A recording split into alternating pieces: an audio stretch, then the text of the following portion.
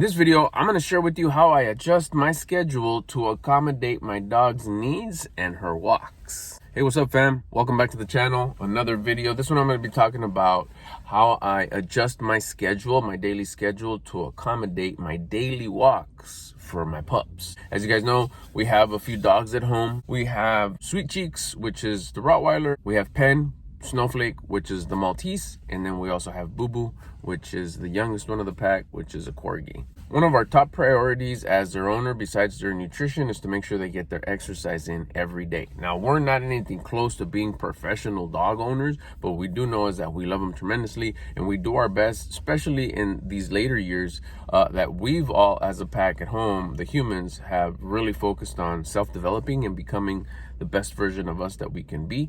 Part of that was to become better dog parents, better dog owners. So we've done a lot of research. I know we sounds like a lot of people. I think my wife Suhei has been the one that has done the most research, but at the same time, we all work together. We don't go against the grain.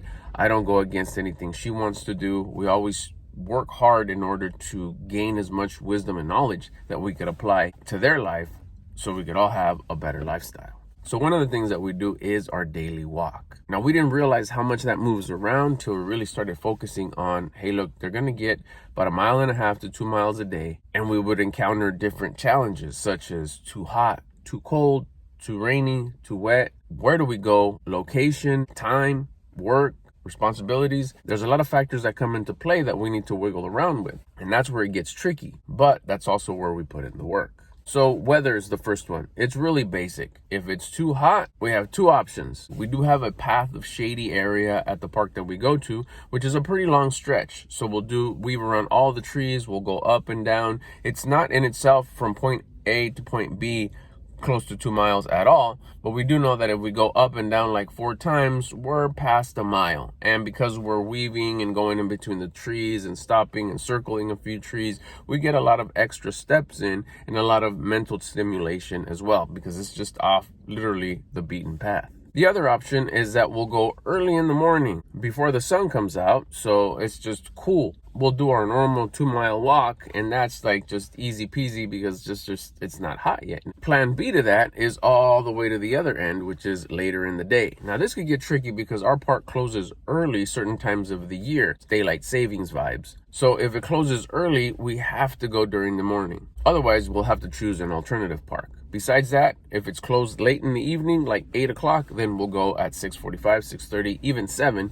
and then get our walk in the evening after the sun has gone almost down. Side note, one thing to keep in mind, it doesn't get hot where we're from, Southern California, but sometimes it is a little hotter than normal. So of course, hot pavement, hot floor, hot grass, hot dirt is always a concern for the paw pads. So if it's just a really extremely hot day, we'll consider just doing some fun stuff at home and we'll skip the walk for the day. Rainy and cold, if it's just cool and cold, we'll put the coat on both for us and the pups and we'll still go for the walk.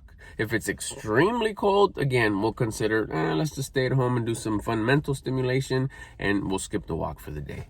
Rain, drizzling, all that is all fun and everything. We also take into consideration the cleanliness and the smell and maintenance of the pups at home in the den. So we got to consider, how wet are we going to get? Is it going to be bath time afterwards, or should we just skip the walk and wait till the rain goes away? If it's a light drizzle, maybe we could just give them a wipe down with the towel afterwards, wipe them down with some puppy wipes, and we'll be good to go, and it's all good. Where it gets a little challenging is when the weather's really nice, but still, because of the daylight savings, our favorite park schedule is a little weird where the operating hours are a lot more short. So we go in the middle of the day. Now, this could be a challenge when you have commitments and stuff all throughout the day, but if you don't and you have some wiggle room, you could do what we do, which is we do our walks in the middle of the day. And here where we're from, we only have 2 seasons. During the middle of the day, it's beautiful weather. It's not too hot and not too cold.